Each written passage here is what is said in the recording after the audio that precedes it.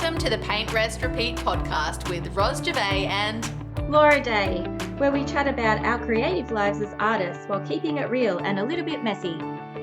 we're here to inspire creatives just like you to push past those boundaries and make art that you love. Let's dive in.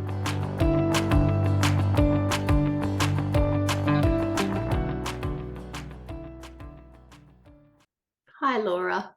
Hi. Hi, listeners. Hi, listeners. We have a really exciting topic today. We're actually super crazy thrilled. Did you notice I used a different word to excited? I think that's my most popular word in my vocabulary. Yeah. And I used the word thrilled today. Did you like that one? Oh, that's a good one too. Moving on up. Anyway, now our topic today, we are going to be chatting about how to step things up in your art world and how to build the creative life that you want. And we actually have a framework today as well that we're going to be chatting with you, 5 key steps that you need to take to get where you want to go. And we're really, really excited about chatting with you about this. But we were sort of thinking as well that we might have a couple of new listeners today. So, Yeah. Laura, I've been doing the stats and we've actually, in the last 6 months, we've doubled the downloads and listens, which I'm really proud of. Bros, I love working with you and I love this project. And it's really great to see that people are resonating with our conversations. Just a couple of artists from Australia doing their thing and chatting to each other, supporting each other in their business, talking about the ups and downs and what we experience as practicing artists, sharing our knowledge and advice with you. So thank you to the listeners. If you know of someone that might be interested in what we're talking about, please share the podcast with them. We'd really appreciate it. We do this for free and for the love of it. This is a passion project for Ros and myself. We don't make an actual income out of it. But so, yeah, we would appreciate you sharing the message and sharing, what we do with others. But yeah, I think I just went off on a spiel of gratitude and very important. Gratitude, absolutely essential. And I'm just going to say ditto. And then I'm going to say, for our new listeners, if someone's brand new to our podcast, I want to let you know a little bit about us. So Laura and I are both artist mentors. We live in Australia. Laura's based in Ballarat, Victoria. I'm based in Sydney, Australia. And we love supporting other creatives on their journey. So whether or not they're in that hobby sort of artist space, or whether they're trying to make their first sales or they've made some sales and they're wanting to make even more, or maybe you're an artist that is selling quite a bit, but you want some company in the studio, we're very happy to be in your ears while you're painting or drawing or whatever you're doing. So yeah, that's a bit about us for the newbies here. So at this episode, we were thinking of people that are hobby artists and they're wanting to step things up to a business level or sort of step into a bit more of a professional realm. So I think this sort of covers quite a lot of different levels of experience. I think all the tips are really relevant for growing and expanding as an artist. So we did some reflection on the steps and strategies that we've taken to help us create a creative lifestyle and live the lives that we have as full-time practicing artists and creators. Definitely. And I think, another thing I wanted to cover before we dive into the actual steps and framework, system, whatever you want to call it, whatever, is why it's important. So why do you think, what do you think? Why is it important to, if you have a dream of selling your work, why do you think it's important to actually follow through with that and make steps in that direction? What do you reckon? I think if you have any calling of the heart, I think it's your duty to honor that. And yeah, even more than the monetary value of it, I feel like it's honoring something, that calling within yourself. So you're really like stepping into sort of following your heart's desires. But also, I think it's a good example to like step into the life that you want to live, and um, design that creative life that you want. Maybe it's role modeling to your kids. Maybe it's role modeling to other people, because there is a lot in the consciousness about how hard it is to make money from your art, and how difficult following a creative career can be. And I feel like things are changing, and the more and more people that are out there doing their thing, and the picture can look different for so many different people, but it is possible. Like Yeah. you're doing it in your way, Roz. I'm doing it in my way. I think, you just sort of different artists are showing other creative women and artists that they can do it and have like a beautiful, fulfilled life and a creative practice and make money from it as well.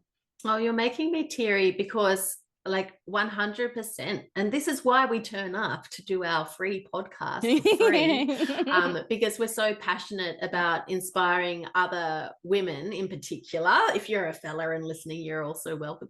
But yeah, women in particular, to build the life that they want, a life that is fulfilling, a life that is not, in a boring day job that sucks the life out of you, or a life where you're in service to other people 24/7. Like if you want more, and if that is through building an art business, then we are here and we would absolutely love to help you on your journey. So anyway, I'll stop yapping now. So now should we go into our five? We've got 5 sort of steps, really. So if you want to take notes, this is a good episode for that. The first step we have for how to make your first art sales, or how to make more art sales, and how to, build that creative life that you want, is around your artwork and your actual art practice itself, and finding your style, which I've taken a long time to process myself, that whole concept of finding your style and its importance, and also creating a volume of work. Do you want to talk a bit more about that one, Laura? And I really think building a whole practice around creating volume of work is really important, because you get to immerse yourself in your technique, and you're refining and learning and growing and challenging yourself. And I guess, as a practicing artist and as a person that aspires to sell whatever way, like whether it's independently through a gallery, or just doing commissions for friends and family, like whatever that picture looks like of selling your work, you do have to have a common thread, or some sort of refined style that you are known for. I don't want people to get lost in perfectionism here as well, or get lost in that learning phase, and then not going to the next step, which You can we'll share in a moment. You can literally learn forever. So yeah. Yes. Yeah. Yeah. And I also don't want you to be rigid about an idea. It's like, oh, I have to like make art in this particular style. I want you to follow your curiosity, follow your creative urges, and all of those things. But if you don't spend time dedicating to a certain technique and practice, then you might not be able to have a focus, or you might not be able to build and refine over time. If that makes sense. Does that? I'm 100% following, because start having a style, like a visual language that other people can see in your work, is really important. I mean, otherwise you're somebody that paints stuff, really. Which is great. And totally do everything if that really works for you. But having a style for your main for the majority of your art practice, which is forward facing, front facing, you know what I mean, that other people look at, I think is absolutely essential. And you can, so I often hear people with this whole style idea, people coming up and saying, but I don't want to be boxed. I don't want to be caged. I don't want to be restricted. I want to be free. And to that, I always say, you've actually got both. So if you want to sell your work, you do need to have some sort of a style or common thread or something that pulls your work together. But you can also then on the side have your creative art practice, where you might be better known for, your acrylics on canvas, but on the side you could do some weird wacky doodling art with Poscas or some very ethereal watercolors, whatever, doesn't matter. You can do anything you like. So you're not actually caged. But yeah, you do have to have a style. I do think so. Yeah. Or even a subject matter that you just keep going and reiterate. You can change the medium and all of that, but if it was some sort of overarching theme or some sort of overarching point of focus or inspiration for your practice. And this is the thing with style, is especially when you're first finding your style, you won't be bored with your style, because it's got to be something that intrigues you. So funnily enough, for Laura and I, we both are interested in, you can speak over me, Laura, if I'm wrong, but in botanicals and nature. And that is a common theme for both of us, just coincidentally, that we just really love exploring that, because for me anyway, I value nature. I find it really grounding. And so for me, that is something that I am likely to explore through my style for a very long time. So yeah, your style shouldn't box you, because it should actually be something that excites you. And you can dig deeper and like inspect it, and it can become quite immersive once you find that point of focus. So if you don't have a focus, I'd suggest really figuring out, like, as an artist, what sort of category you would put yourself in, whether it's under like a medium or a way of creating. So you could just have a broad abstract, like, I guess that's where we both fall. But then the treatment is a little different for each of us. And I've got the botanical inspiration and the floral inspiration like you, and the nature aspect as a focus. But then I've also got another thread of work that is more abstract and mark making. So I've actually got two. So you can sort of separate it, but you can see the link between them as well. But so that first step is really about contemplating who you are as an artist, refining your technique, and then also just a little side note and a gentle reminder, like, not to get stuck in that perfectionistic sort of stage, or the rigid way of thinking of, oh, I'm boxed in by just focusing on this. It's more about that exploration and creating a lot of work. And finding your voice and the visual and also visual impact you want to have on the world, but also the message you want to get out to the world through your art. And that message is going to be received stronger if you have a style and you have something that's, consistent and presents cohesively. So on that one, at the end of this episode, we'll mention to you my free masterclass, which is available on how to find your style. So stay tuned for that at the end. But as you're talking about this perfectionism, I reckon that leads to our step number 2. Definitely. Yeah. So if you're watching the YouTube video, you can see Laura nodding, and not Laura's sparkle in her eye. She's like, oh, Roz, you knew I was moving on to the next one. You got the segue. So social media and sharing your art. no matter where you are on your journey to finding your style. So you should be sharing on your social media platforms, no matter what, because you want to take people on the journey with you. You want them to see your path that way. You want them to see you finding your style. They will be going to be curious around how you're going to find your style. Why are you trying to find your style, especially for people who aren't artists? So yeah, what else do you have to say about social media, Laura? I mean, if you take our first step, literally, and lost in your little cocoon, you are really missing out by not sharing your art, and that's why we mentioned that perfectionism piece. So, for us, sharing on social media has been really valuable, and sharing our journey, sharing what inspires us. I think that it plays a huge part in building momentum and building some support and encouragement behind your practice. And also, in this second step of sharing your art, it's also about exhibiting and putting your work up on display. But the easiest way to do it with minimal effort is to take a photograph of what you're working on today.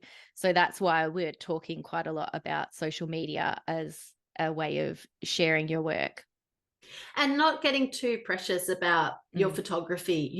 Yes, a beautiful account is going to be more beautiful, but an account with nothing in it is going to be less. So just get something out there. Like even now for me, if I'm racing out the door with an artwork to get it shipped or whatever it is, and I haven't had time to take a proper photo, I'll just take some sort of a snapshot, and that is still what I will share, because we are real people, we're busy, and we just have to get something out there so people can see what you're up to. People are so interested. So I would say to start with an Instagram account and a Facebook page as well.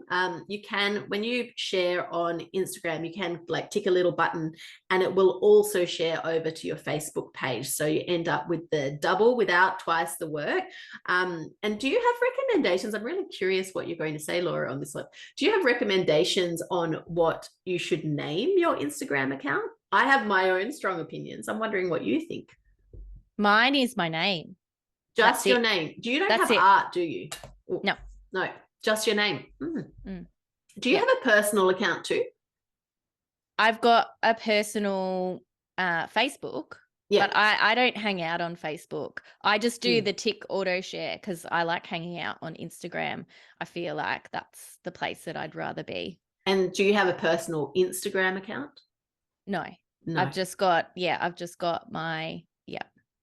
I think I hear a lot of questions as well about, I don't have, people saying I don't have an art account on Instagram yet, but I have a personal one. Should I start a new one for my art account, or should I just convert my personal one? Interesting. It just depends on like what the purpose is behind your personal account, because if you want to have like a closed little personal account and share everything that you're doing as a family and all the lovely excursions you're going on, and art doesn't really have much to do with that, then I'd say have two separate ones. Have an art one and have a personal one. But if you want to intertwine your whole life with art, which is like, art is my whole life. I have a creative lifestyle. That's everything I do and take photos of when I'm like out in outings and in nature. I use that as part of my my sharing and my storytelling for my art journey on social media. So that I did convert years ago when I was taking art seriously. I converted my personal Laura Jane Day account into like my art one. So there's less sharing about my dog or less sharing about family birthday parties and things like that. in my social media because I actually use it as my business now. But I think it's, I don't know, personal preference. What do you think, Roz? Yeah, I basically, agree with what you're saying here. The only thing is, if you do convert it, I think you have to make it a business account. So you convert it into a business account so other people can find your Instagram account. Because if you keep it as a private account or you set up a new private account, only is it only your followers can find you? No. Anyway, it's limited. So if you're wanting to make sales, you need to be public. Like, you need to have a public business account. All right, cool. Number 2. Should we move on to 3? You feeling ready? Just one more thing on the social media space. Oh, actually 2 more things. Share your journey. So share when you're creating your art, from the blank page to the first initial marks, to the drawing, to the underpainting. Show that as part of your process as well. Don't just show the finished artwork. Show like the whole transformation from like start to finish. I feel like people would find that really engaging and inspiring, seeing like something come from nothing. I think that's really cool. And I'm going to interrupt and just tell our listeners that I know Laura. So Laura's not saying to be a slave to Instagram. She's just saying that in your process of art making, people are interested in all the parts. So you have lots of options for what you can share. Don't feel like you have to document every single step of your journey. That's a little bit or intense. every single art making session. That's just that's too much. That sacred creative time is really important, and putting the phone away and switching off from that is really important as part of that, the first step, developing your style and like really focusing in on the art making. But when you're sharing, just park perfectionism at the door, and try not to have that imposter complex as well. Just be aware of that. Like, you don't have to be like a social media superstar. Even just a small following, you're going to get a response, and you're going to slowly build your collector list from that. So you only need 100 people who like your art and want to buy your art to make a career out of it. So in terms of to make a career out of your art sales, I should say, let alone all the other art related income streams, which we might touch on in our next section. Are you ready? Are you ready? Yes, definitely.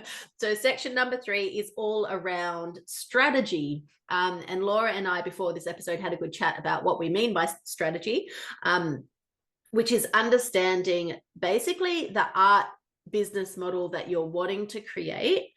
So you have clarity around where you're going, because when you know your destination, then you can be making the right smaller steps along the way towards your bigger picture target, basically. And that does include perhaps exploring other income streams. You might want your art to be in fine art galleries. You might want your art to be in retail galleries. You might want to keep it all to yourself and be self-represented, or you might want to go down that sort of mixed model where you have a part-time job which helps to fund your business, or you teach which helps to fund your business. So there's a lot of options, and it's really important to know what you're wanting to build, so that you can make the right decisions to get you where you want to go. Otherwise, you're sort of floating about, flailing. If you're watching the YouTube, you can see me flapping. Do you have anything else you wanted to add on the strategy one? I think we have a bigger episode that covers more around that, don't we? We've got the next step, goal setting. But I think the main difference between this strategy step and the goal setting step is sort of figuring out like where you sit and where you see yourself, like that vision stage and that bigger picture stage of like where you're going, what's the direction, where your income streams going to come from, and just figuring out like the planning and strategy around that. The episode that you're referring to is episode 18, powerful goal setting Oh, for artists and those in art business. no, there's two. So the one around strategy and knowing your art business models is actually, that's why I've been looking down here for the YouTube watchers, is episode 30. That's the from starving artist to making an income from your art.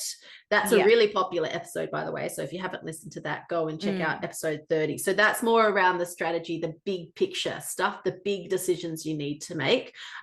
Really, really important to do that. And then our next section will be related to goals and that episode 18 that you mentioned. So strategy, really important to get there. And then do you want to move on to 4 then? Well, I guess so. I already sort of mentioned it. Excellent. I did mention it before. I was distracted. I was looking for the number of that episode. Okay. So the next one, number 4, is around goal setting. And very obviously, you can't set any goals unless you know where you're going. So exactly. Yes. So if you've got your strategy sorted, you know that type of art business that you want to build, then you can set some goals around that. And we have that episode 18, which talks all about the one way of setting goals. There's lots of different ways of goal setting, but one way that I use that has been taught to me by one of my business mentors, Tash Corbin, who's amazing. You can also go check her out, which is around basically like dumping all of your goals on a big piece of paper, everything you want to achieve, and then tightening that up into a really achievable set of goals that are going to make you feel like, you know, you're on fire. You got this art business success just going for you. So that's a really, really good one to listen to as well. So that's step number 4. Yeah. So with goal setting, I found that really helpful in my process. I think writing things down has power behind it as well. So the brain dump is amazing. So just getting a piece of paper and writing it all down, and then just highlighting what stands out to you, because we can't do everything. No. And that's a sure way to make yourself feel basically like a loser, which is a really bad word, but it makes you feel really bad. Like you can't achieve anything. You're never going to get there. It gives you all of those awful negative feelings. So let's not do that to ourselves. And when we have big aspirations, it's okay to strive, but it's also okay to take things slowly as well. And I've built a business bit by bit. I've built this business part-time as well. I say that I'm full-time because 100% of my focus is on art right now. But I actually do this part-time because of my chronic illness. So my energetic capacity is much less than other people. But I've learned over time that you can build momentum and you can build success by having a focus, having that strategy like Roz was talking about before, and then also goal setting in like a plan in place, and having different areas of focus at certain times. So you could cycle through a growth phase in like your online web shop, or you could cycle through developing your style, and, you know, having a different focus each month or every 2 months. And like, this is the area that I want to learn and grow in this month, or this is the area that I want to implement XYZ. Like, so, you know, you might want to focus on building a mailing list, or you might want to focus on making a plan for an exhibition, or you might want to focus on starting to run some workshops. Like there's all sorts of things, and so many different exciting opportunities and things that you can pursue as a creative person. Yeah, definitely. And lots of income stream options as well. So I often also point out that it's really important to be led by joy as well. So you're building our listeners are hoping to build lives that are fulfilling and rewarding and beautiful and gorgeous and creative and all of that. So don't go and say you're going to run online art courses as an income stream if that doesn't light you up. Just do not do it. It's not worth it. We're not building another boring day job here. We're building the life that you want to have. So if instead you prefer to run small group workshops in person, and that is what really warms you up, that's what you're going to do, right? So yeah, always be led by that joy. It's really, really important. I know it sounds a bit naff sometimes, but I do feel like as adults, we need reminders, because I feel we get that sort of, it's the wrong word, but that workhorse sort of vibe. Like we just have to flog ourselves and work harder. And I don't know, it's not worth it unless it's painful. And I think we all need a shake up. That's all. It's all the shoulds. Like sometimes we feel like we should be doing this to be a successful artist. Like I should be teaching workshops, or I should be doing what this person is doing. And I think that's maybe where the comparisonitis comes into play too. Like, oh, these are all the things that are picture perfect, and that person looks like they're successful and hitting all their goals. So I'm just going to copy that strategy. But yeah, if you come back to your own inner voice and what lights you up, what brings you joy, you can make money from that. And I think some people have a hard time wrapping their head around making money out of things that are like super fun and joyful. Oh, totally. Like, can it be this good? Yeah, can it be this good? Isn't that a funny concept? Like, is this okay? Like, can I even charge money for something I love?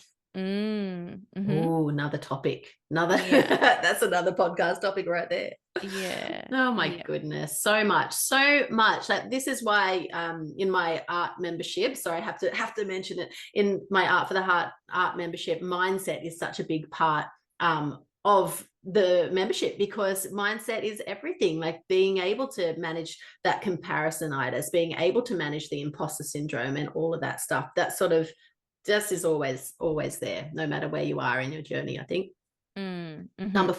Step 5. Finding mentors and building your community. Yes. So important. You go. I'll zip. Go.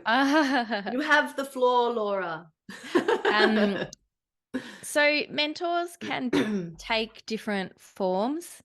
It can be maybe even someone that you haven't met before, but you just devour their body of work. It could be someone that like writes books, or someone that's sort of built a life that you aspire to.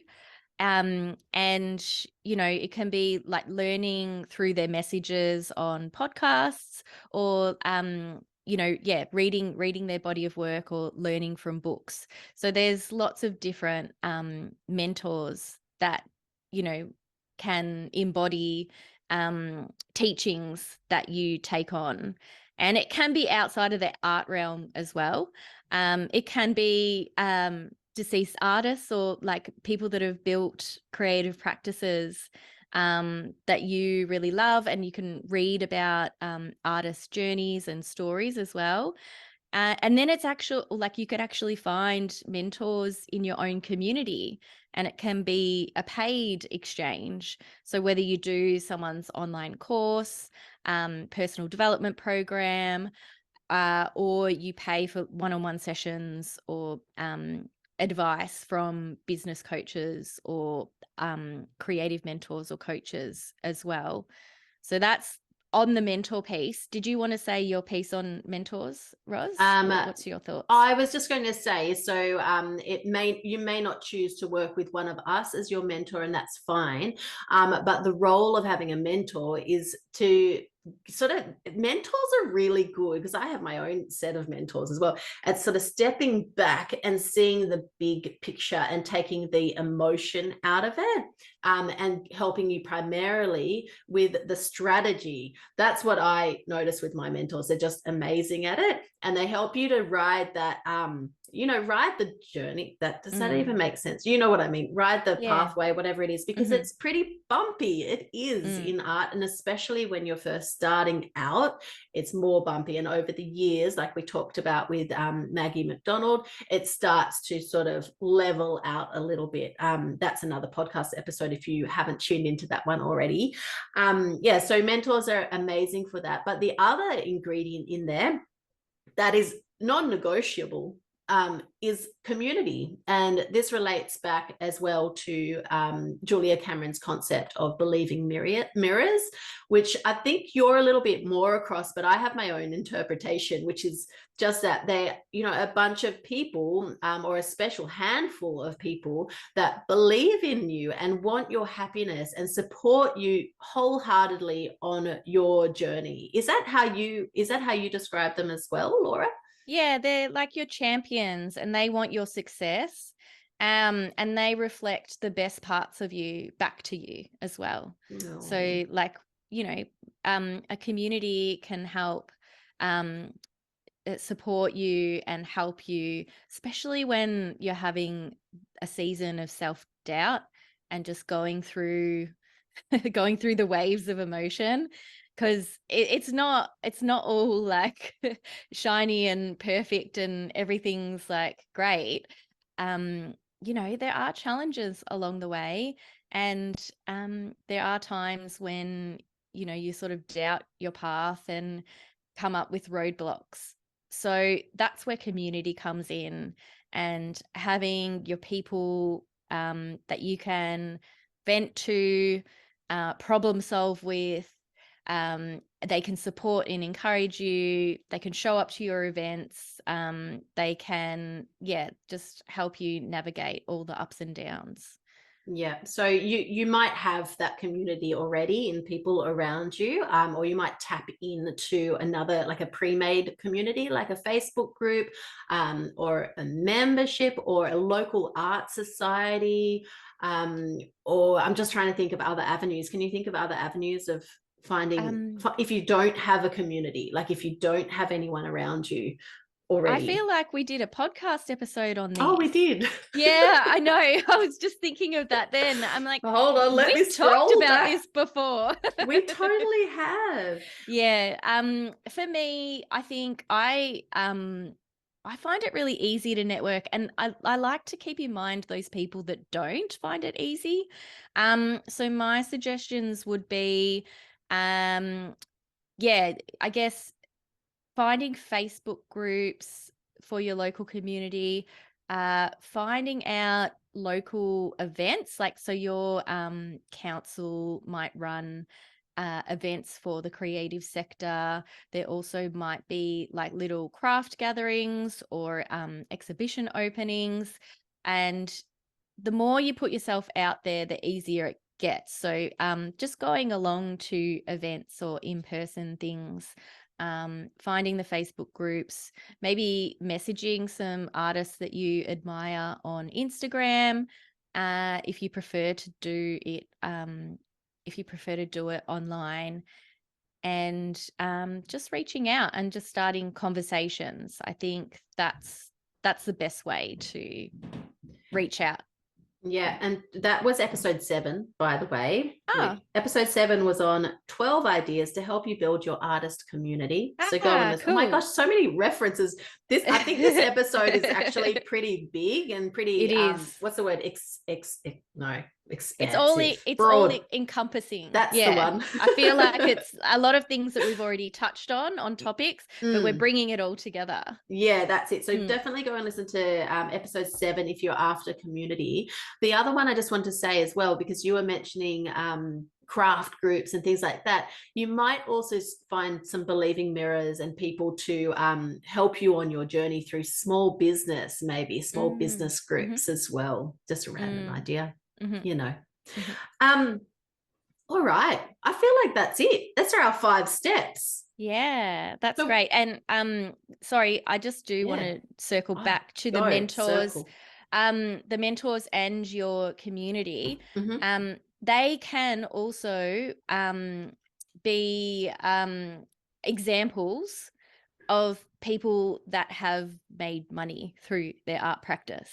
So I think the more, if you're struggling with that mindset and the belief that you can make money out of art, and sort of battling that concept, the more and more you surround yourself with mentors that are an example of making money in the creative sector, and the more and more you like meet people in person, doing their thing and putting their work out there, the more you can build belief and build more examples of like people out there doing the work and making it happen for themselves.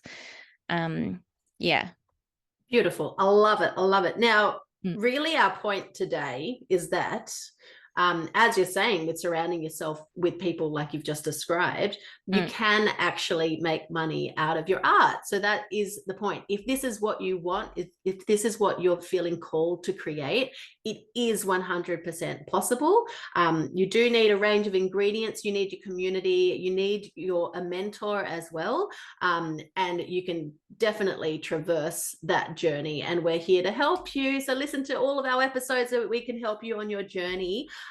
We do have some freebies for you as well to mention today. So Laura has a goal setting guide. Is that right?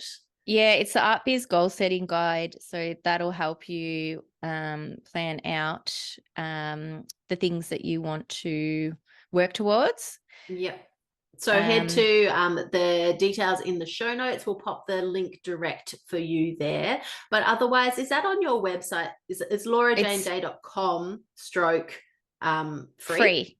Excellent. That's right. Yay. Yes. So you'll find that on my website. There's that goal setting guide. There's also other resources for artists on there. And you've got a masterclass, Roz, that is a freebie as well. Yeah, that's true. And that's on how to find your style. So I go through 2 practical methods for finding your art style. And there's also a really big aha moment in there. So definitely go and get that one. So you can head to my website, which I'll pop the links in the show notes as well. But it's permissiontopaint.co/style if you want to go and grab that one and get that into your inbox ASAP. If you're wanting more a tailored like guidance and support for your creative journey and help you move further towards your creative dreams, both Roz and myself do one-on-one creative mentoring and coaching. So just check out our websites. We'll put all the information and links in the show notes. Beautiful. Yeah, I'd love to find out how you found this episode. So we love getting feedback on the topics that we covered. And do you think that we missed anything in the process good too? Question. I'd love to know. And what has helped you in your art journey and career. So yeah, just send us a message. We love having conversations with other artists. We love hearing your feedback. If you'd like to write a formal review, we would love that too. What else, Roz?